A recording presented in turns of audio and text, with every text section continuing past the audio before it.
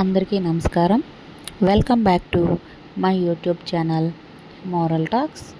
Please do share, like, subscribe to my YouTube channel. తమలపాకుపై దీపం వెలిగిస్తే కలిగే మేలేంటంటే, తమలపాకుపై దీపాన్ని వెలిగించడం ద్వారా ఏర్పడే శుభ ఫలితాలేంటో తెలుసుకుంటే ఆశ్చర్యపోతారని ఆధ్యాత్మిక పండితులు అంటున్నారు. తమలపాకుల కాడల్లో అమ్మలగన్న అమ్మ పార్వతీదేవి కొలువై ఉంటుందని, తమలపాకుల చివర్లో లక్ష్మీదేవి ఉంటుందని, మధ్యలో చదువుల తల్లి సరస్వతీదేవి నివాసం ఉంటుందని విశ్వాసం.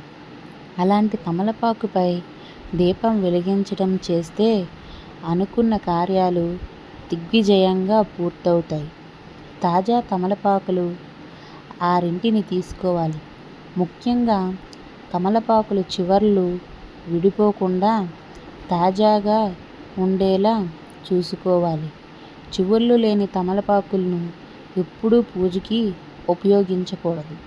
అయితే ప్రస్తుతం దీపం కోసం మనం తీసుకునే తమలపాకులు పై కాడను తుంచుకోవాలి. అలా తుంచిన 6 ఆకులను నెమలి పించం వలె పూజ గదికి ముందున్న ఓ టేబుల్పై సిద్ధం చేసుకోవాలి.